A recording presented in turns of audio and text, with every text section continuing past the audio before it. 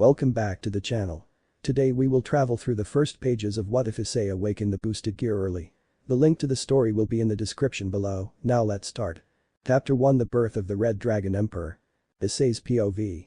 Red, yes, that is the only color I see before my eyes right now.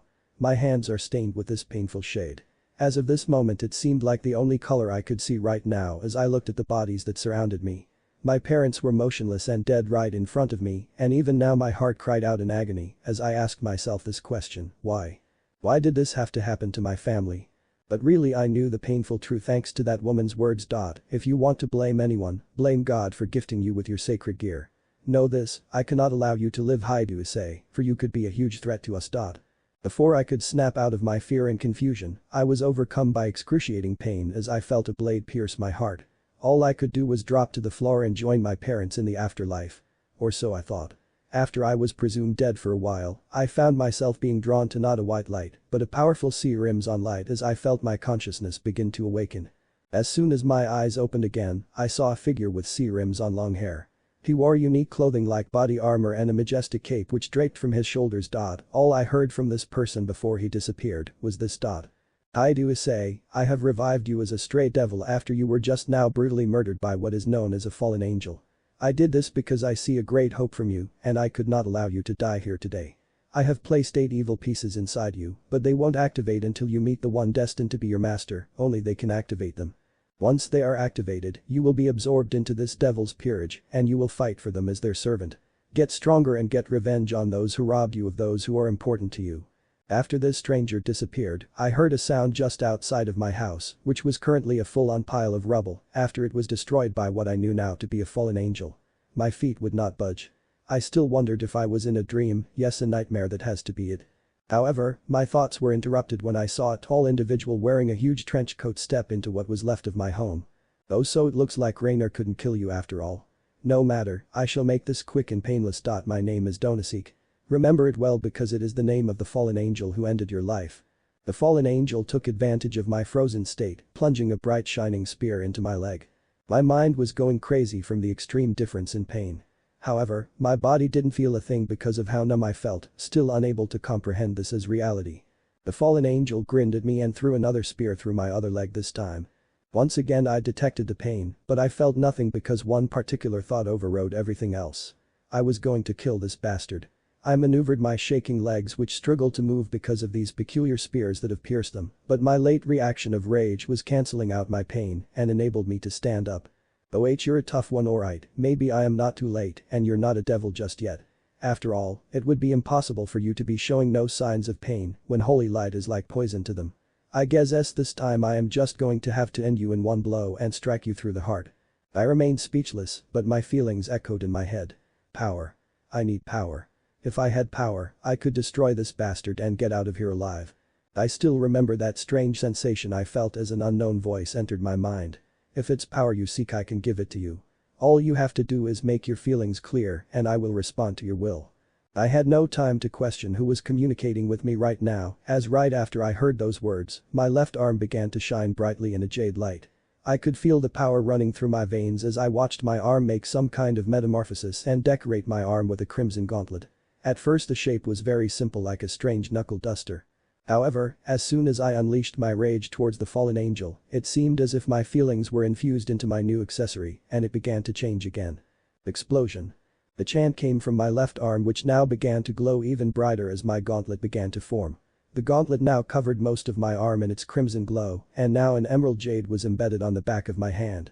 The sacred gear I possess gained 2 golden spikes and was covered in some strange text that I had never seen before. I still remember the look of fear on the fallen angel's face as he too witnessed my gear's transformation. It looks like we got our information wrong. It's not just a regular twice critical, it's the boosted gear. One of the 13 Longinus the Red Dragon Emperor's gauntlet. I have to take you out now. He said, completely alarmed now, and he threw a light spear towards me. My body just moved on its own, my hand achieving what seemed to me moments ago impossible, deflected this dangerous spear and did my arm no effect whatsoever. Damn, I have to retreat and tell Azazel. He said as he tried to retreat. Boost. All of a sudden, a huge rage came over me as I saw him try to turn tail and flee. I closed the distance between us instantly as I grabbed onto his shoulder, turning him towards me. I didn't hesitate a second then. You bastard. How dare you? How dare you murder my parents? I drove a powerful punch right into his gut, causing him to lean forwards. Boost. You fallen angel scum. I'll kill you. I said, driving another punch into his midsection, this time using my other hand instead. Boost. I felt a warm liquid drip from my fingertips as I delivered another powerful blow to the startled assassin as I drove my sacred gear into his face. How? This can't be. He said to me as he crashed to his knees holding his stomach. Even after thinking about it now, I still don't know how I accomplished it, but my gauntlet began to glow in a crimson light. Boost, boost, boost, boost, boost. When I aimed another punch to the helpless killer, my fist unleashed some kind of blast, leaving nothing but black feathers in its place.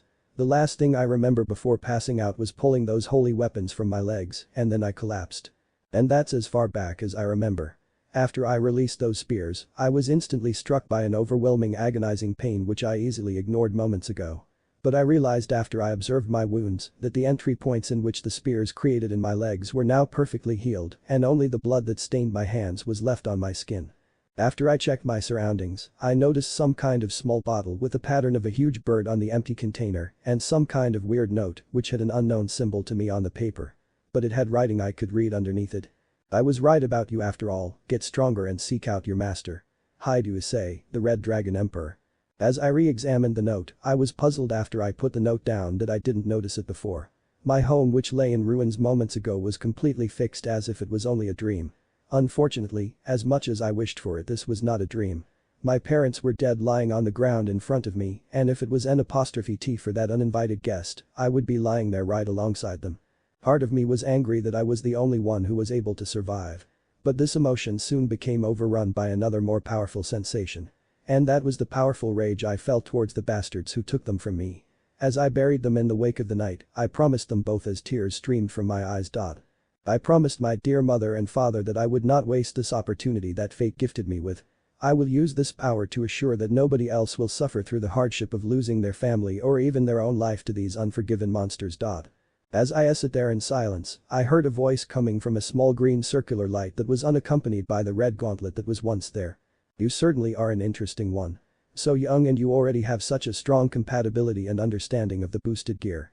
Who are you? I replied. I am the dragon that is sealed within this sacred gear. Drake, one of the heavenly dragons. Cut down to size in my prime to form the gauntlet you used just now. What do you want? Relax, I'm going to be your partner from now on and follow you down your path. Well then let's continue to do our best in this new life you will be leading, partner. My name is Issei. I understand. Hi to Issei. Still I am surprised, you unlocked my power at such a young age and you weren't consumed by the power. You certainly will be an interesting one to watch grow into a true Red Dragon Emperor. Well, let's do our best, Issei my partner. Hey Drag. Are you saying that I can get stronger and make the woman who made my parents suffer like that pay? Of course partner, you now hold the power to even surpass us God if you use it wisely and learn how to control its full capacity. Then I will accept this power and master it. So I can protect those who are victims of these winged beasts. I may be a devil now, but that does N''T mean that my goal has changed. I will protect the innocent and become stronger. It's just as I thought. You are interesting, well do your best and I will do the same. One more thing partner, that symbol on the parchment you got given was given to you by the demon lord Sir Zekh Lucifer. Not only that paper you hold in your hands will allow you to open up a communication link and speak with him for one time only. So if you have any questions you want to ask him, just make it obvious through your will. Well, we have a long life ahead of us, get some sleep, you'll need it after today. Drake said to me as I traveled to my brand new looking bedroom. I closed my mind and drifted off to sleep. That was 6 years ago when I was only 11 years old. And I am now a second-year student at Kuo Academy. But despite all of my efforts, I was unable to find the harlot who butchered my mother and father. But there is one thing for sure, when she does resurface, I will be ready to deliver my own justice upon her. Chapter 2 Introducing Ria's Gremory. Ria's POV. My name is Ria's Gremory and I am a third-year student at Kuo Academy. Currently my name is well known throughout the school as I am labeled one of the top idols in the school. Because of this, day after day, I feel countless gazes upon me by numerous men as I walk through the hallway. All they do is stare at me. Perversely most of the time as they stare at my bulging chest. Little do they know, I have a secret life outside of my student one. That's right, I am the daughter of the famous devil family, the Gremorys. I am a high-class devil, which means I meet the necessary requirements to obtain a peerage. A group of servants who follow me and help make my dream a reality. And that dream is to become a successful king and triumph in every battle I face. I currently have used 4 of my available evil pieces. 1 knight, 1 rook, 1 bishop and my only queen piece. As a result, I only have 11 pieces left. Well, I should anyway. You see, when I first got my 15 other chess pieces, I was notified by my brother that I will not be able to use any of the 8 pawns I should have received, as he has already decided on how they will be used. Just what I needed, another part of my life already planned out for me. I already have had my marriage pre-arranged, and that didn't reward me with any happiness. So the fact my pawns have already been chosen for me slightly worried me. To be honest, one of my dreams is to find true happiness by truly falling in love with a man I have chosen, but to my disappointment, I have drawn a blank. No male I have met so far in all my life has even once made my heart skip a beat. So that dream may as well just be another pipe dream that will never happen. After another exhausting day of school, I decided to go shopping due to no club activities had been scheduled today. I'm also club president of the Occult Research Club. We use this club to hide away from the outside world to use as our headquarters for our second life. Just as I finished withdrawing from my Japanese bank account provided by my father, some thug had the nerve to steal my school bag and began to escape. My eyes shifted to a crimson ruby shade as my anger began to boil to the surface. However, I quickly realized that I am currently in the human world in public, so I have to control myself and apprehend this crook with normal human abilities. I shouted after him to stop as I began to pursue him. With my enhanced body I would have easily caught him. But suddenly I stopped in my tracks due to what just happened. Just as the thief passed another human, the innocent bystander took the criminal down to the ground with a powerful roundhouse kick. The mugger hit the ground hard and was knocked unconscious as he hit the pavement. "You scum, have you no shame stealing a school bag from a girl? Geez, you're a loser." The stranger then proceeded to pick up my bag and then started to make his way towards me. He stopped in front of me holding my bag and he was looking right at me. I thought to myself, oh, I get it, this guy saw me withdraw a large amount and is going to ask for a reward. Oh well, humans are all the same after all. "Here you go, miss, I believe this is yours," he said, handing my bag to me without hesitation. I took my bag back and then I replied to him. Thank you." "Well then, if you'll excuse me," the brown-haired boy said, bowing to me and began to leave. "Wait, aren't you going to ask for a reward or something?" I asked, being very confused by his peculiar actions. "What do you mean? I don't need a reward." "Then why did you help me just now? Does a guy need a reason to help a beautiful girl in trouble?" He replied to me, and for the first time in forever, I suddenly felt a warm sensation inside my chest, as if his words comforted me and embraced my heart. "Well then, I will be taking my leave now." He began to leave again, but I couldn't just let him walk away empty-handed. But you could say I had an ulterior motive. "Please wait. At least let me buy you a meal as a token of my appreciation." "I would love to, but really I have an appointment I must keep." "Then please at least tell me your name." "Issei. Hi to Issei," he replied with a huge smile. "My name is..." "I know, Ria's Gremory, right? How could I not remember your name?" he said to me and then left. I waved to the boy as he jogged down the high street, but whilst I did so, I reminisced about what just happened. And I realized something now. My thoughts were all in order. That was not just a mere human, he was without a doubt a devil. I couldn't measure his power in time, but without a doubt he was definitely a devil. After I got my wits together, I contacted my rook through a phone call and asked her to do a favor for me. "What is it, President?" "I need you to tail someone for me and find out everything about him. Can you do that for me, Kaneko?" "Yes, of course, President. What's the name of the guy I'm following?" "His name is Haidu Issei. I think I may just have found another perfect candidate for my remaining night piece. Please inform the others to join me in the clubroom tomorrow after school, so we may discuss this," I said, ending the phone call, and now made my way home. Issei's POV. I ended yet another tiring day at school being pestered by 2 particular individuals today. Their names were Mitsuda and Motohama. Quite well-known individuals for their perverted actions like peeking at girls changing and speaking of their treasured possessions out loud. They kept trying to coerce to join their adventures, but at this moment in time, my mind is preoccupied with other issues. As I escaped the school grounds, I began patrolling the high street. But then just as I began to window shop, I saw something truly beautiful before my eyes. Her beautiful crimson hair. Those sparkling deep blue eyes and that smile that would melt away anyone's bitterness. I knew full well who she was. After all, she is the little sister of the man who saved my life. The little sister of Surzich's Lucifer, Ria's Gremory. The magnificent pretty flower which my eyes gazed upon. I was brought back to my surroundings as soon as I saw her shout towards a man who held her school bag in his hands. I was ticked off by this moron who decided to do such a pathetic crime. And as soon as he began to get closer, I took him down to the ground, greatly reducing my strength in order to not kill him. After I returned the bag to her, she invited me for a meal, and I would have more than anything enjoyed spending some time with her. But I had to prepare for tomorrow's mission to track down another fallen angel. The next day after school I received intel from my inner dragon Drake, who lived inside the sacred gear that he had tracked down the fallen angel in the area. After following Drake's directions, I discovered a rundown factory, and then the readings grew stronger. No doubt about it, partner, there is definitely a fallen angel inside there. I entered inside but noticed that he was communicating with another fallen angel over the phone, so I decided to eavesdrop on their conversation. Yes, the Gremory family isn't getting involved. I see, so Lady Raynor has arrived in Japan. I understand, I will see to it her every need is met. Okay then, goodbye. I see you're done with your phone call, fallen angel. I said, revealing myself from the shadows. Hey, who do you think you are? This is fallen angel territory as of this minute. So you think you can just waltz into the human world and take over Japan? It's just as I suspected, some of you just piss me off. Oh yeah? You don't know who you are messing with, you weak lower class punk. I am feared by all in this realm and the heavens above. I am one of the most powerful fallen angels. Osamu Tashio. And if you don't leave in 5 seconds, I'm going to break you into so many pieces your master won't be able to put you back together again. Boosted gear. Boost. I won't allow you to harm any innocent people, fallen angel. We're doing it now, Drake.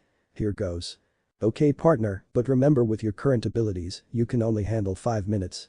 I know that should be plenty of time. Low. Overboost. Welsh Dragon Overbooster. The wall of fire surrounded me as my sacred gear began to transform my body. After the flames had died down, I now stood strong, standing tall in my powerful dragon armor. This is the power of the Red Dragon Emperor. Balance breaker. Boosted gear scale mail. No way, that's impossible. The forbidden move. I must retreat. You won't escape. I said as I formed a great amount of magic power in between my hands, concentrating it all into a huge orb, launching it right towards Osamu. The great proportion of crimson light exploded throughout the windows of the rundown factory, and after the light faded, all that was left to reveal there was another in here besides me in this factory was the black feathers which now were spread all over the floor. It was after I regained my senses that I noticed the huge hole in the wall. Oops, looks like I didn't hold back enough this time. Just as I began to create my wings to fly from the site, I heard a familiar voice behind me. You there, what do you think you're doing? Chapter 3 The Rampaging Stray Devil. The next day, Riaz had gathered her servants all in the clubroom where they began to discuss their daily tasks, such as contracts and job offers. I see, so you got another contract. Excellent job, Udo, please continue to impress your president. Riaz said, picking up the next document on the pile. Udo is Riaz Gremory's knight. He is a second year at Kuo Academy, known as the class's prince, who specializes in speed and fights with a sword. He has blonde hair and has the personality of a true knight, displaying grace and magnificent swordsmanship. Thank you, President, and of course that goes without saying. By the way, President, is it true that you have found another candidate to be a knight for you like myself? Udo said, making Riaz smile. Yes, that is right. Kaneko, do you have any information to report? Riaz said, looking towards the small girl with silver hair. Kaneko is Riaz Gremory's rook. She is a first-year student at Kuo Academy who is known as the school's mascot for her small figure and cute appearance. She specializes in both offense and defensive. Yes, President, I have it right here. Issei Haidu. Second year at Kuo Academy. Grades average, physicality outstanding. Doesn't stand out too much, but catches the attention of fellow classmates. He's 17 years old and his address is unknown. You did well, Riaz said as she became lost in thought. Catches the attention of classmates, eh? May have to keep my eyes on that. So President Riaz, do you plan to recruit Haidu Issei into your peerage? Akeno said, bringing Riaz back to reality. Akeno Himejima is Riaz Gremory's queen. She is also a third-year student at Kuo Academy. Akeno specializes in magic and is nicknamed the Priestess of Thunder. Akeno is also like Riaz in the sense she is also idealized by the entire school. Yes, I think I may be Akeno. Kaneko, any information on his sacred gear? Riaz asked, causing Kaneko to shake her head. I was unable to uncover that mystery. It's possible he hasn't unlocked it yet or just has had no need to show it. I see, well, please continue to survey him for me. I understand, President. All of a sudden, a magic circle appeared next to Riaz's ear. Good day to you, Riaz. Good day to you, Sona. Sona Citri, alias Sauna Shitori, third-year student at Kuo Academy and student council president. Daughter of the famous devil clan the Citris and heiress to the clan. She is also Riaz's childhood friend and rival. And she is the third most popular girl at the academy behind Riaz and Akeno. I thought I would bring it to your attention that a stray devil has been sighted at a rundown factory in the city. Please investigate this and report your findings. I understand, I will travel there now. Everyone gathered in the center of the room, we are going to teleport now. Ria said, creating a huge magic circle with a Gremory family symbol at the center, and in a flash, all of her servants along with her vanished. The magic circle reappeared just on the outskirts of the factory. All of a sudden, a huge explosion echoed throughout the atmosphere as the factory sustained damage, and a huge gaping hole along with a blinding crimson light appeared in the building. Everyone, let's investigate now. Yes, President. They all said, following quickly behind the ruined princess. Ria's Gremory reached the entrance of the building and immediately stopped once she felt the intense demonic power coming from a certain individual. The heir to the Gremory household now stared at a towering mysterious stray devil equipped in fascinating red armor. You there, what do you think you're doing? Ria said, aiming to communicate with the devil. Where is your master? She said, not getting a response from the quiet demon. In an instant, Ria's and the rest of her peerage retreated backwards once the huge power from the wings of the armored devil were unleashed, creating a massive shockwave as they lifted the demon into the air, enabling his escape. Who on earth was that? Ria said, never seeing anybody with that appearance before. President Ria's, over here. Yudo said, beckoning over Ria's to where he was pointing. Oh my, looks like our devil friend was doing some house cleaning. Akeno said with a slight giggle, her sadist side kicking in. It certainly seems that way. Ria said, staring at all the black feathers that lay there. They certainly left us quite the mess to clean up. Akeno said, sweeping up the feathers with a nearby broom. President, what do you make of this? Yudo said now, also looking at the damage done. They certainly weren't a mere low-class devil for them to single-handedly not only defeat a fallen angel, but to completely destroy one. However, I don't think we have anything to fear.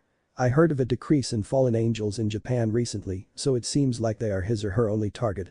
Still, look at this, it looks like your handiwork, Ria's Akeno said, referring to the fact that not even bones were left in the building. Yes, one thing is for certain about that devil, he is a power type.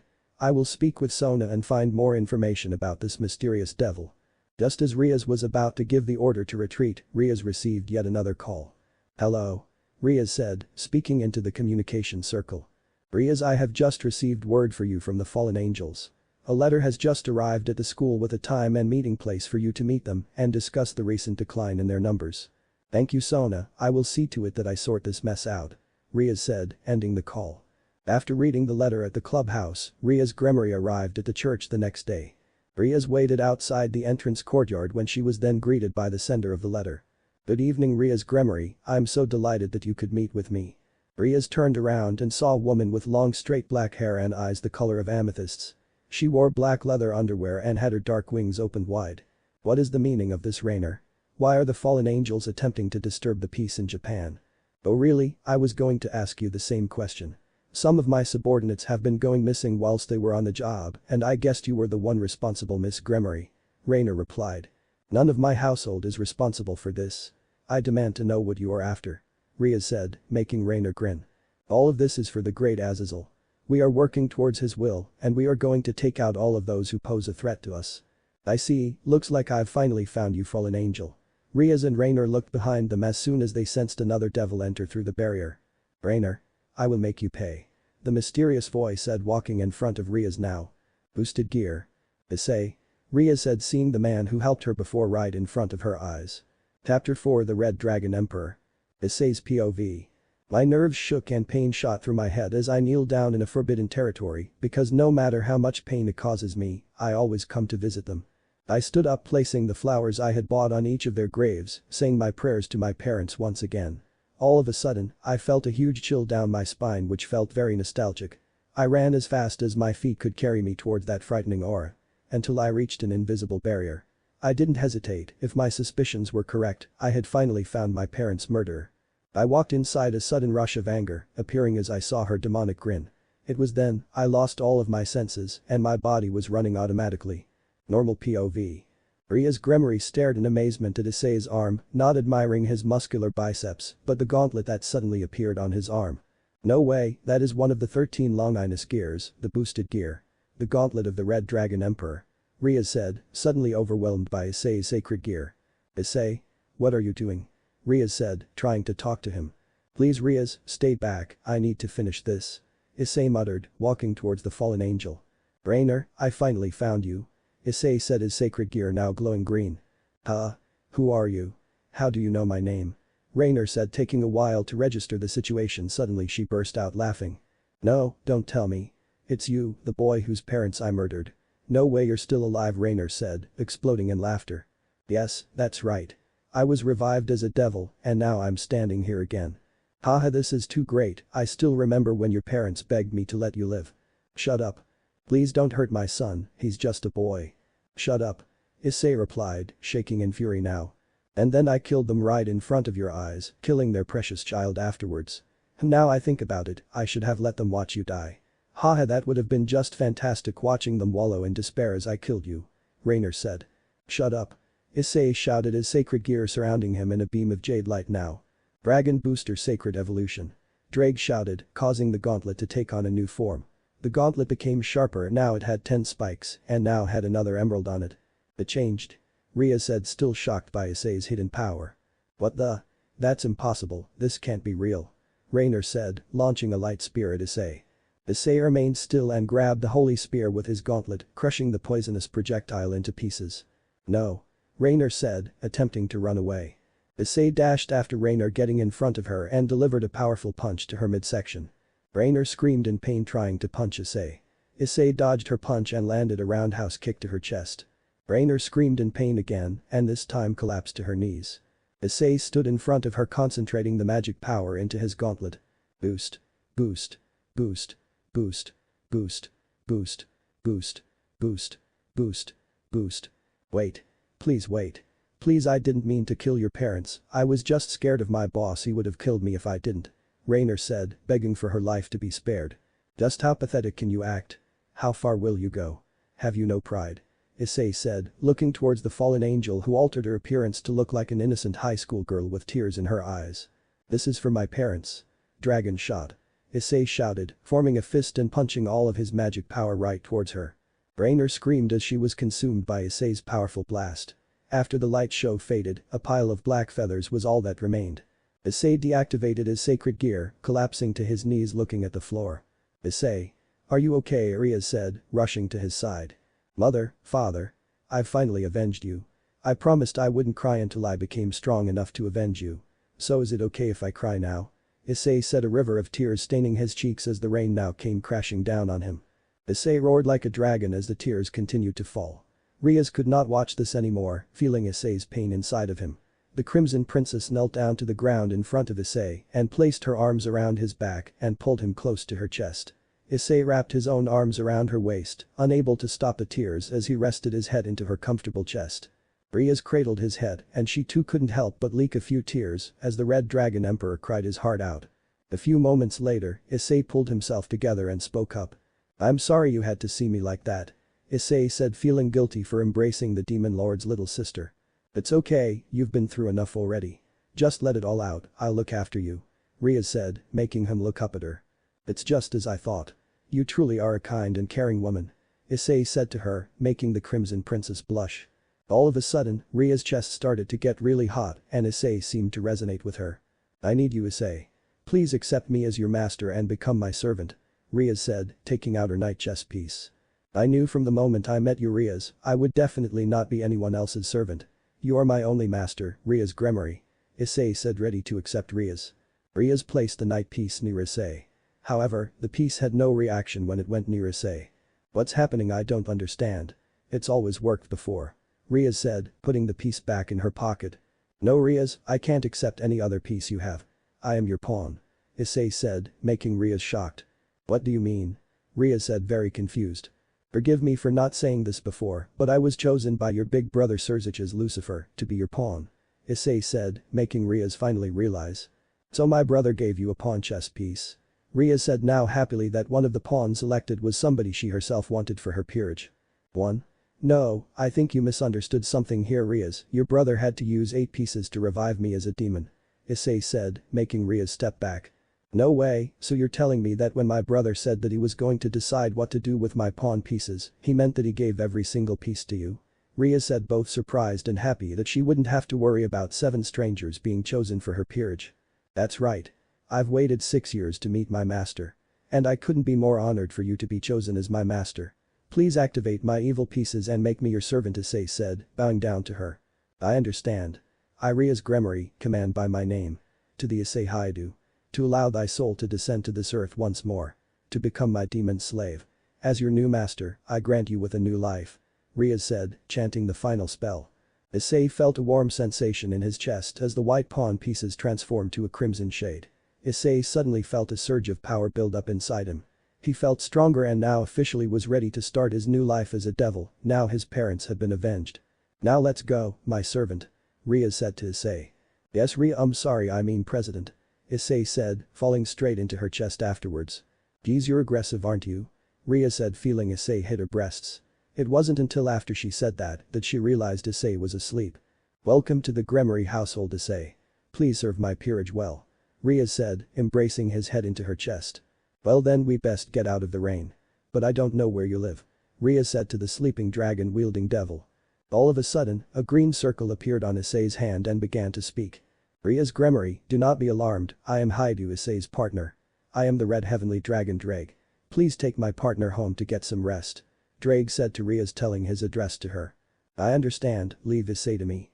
Ria said activating a magic circle enveloping her and Issei in a crimson light, making them completely vanish. This is the end of the video. If you enjoyed the story, then hit the like button and comment your favorite part, but for now see you all in the next video.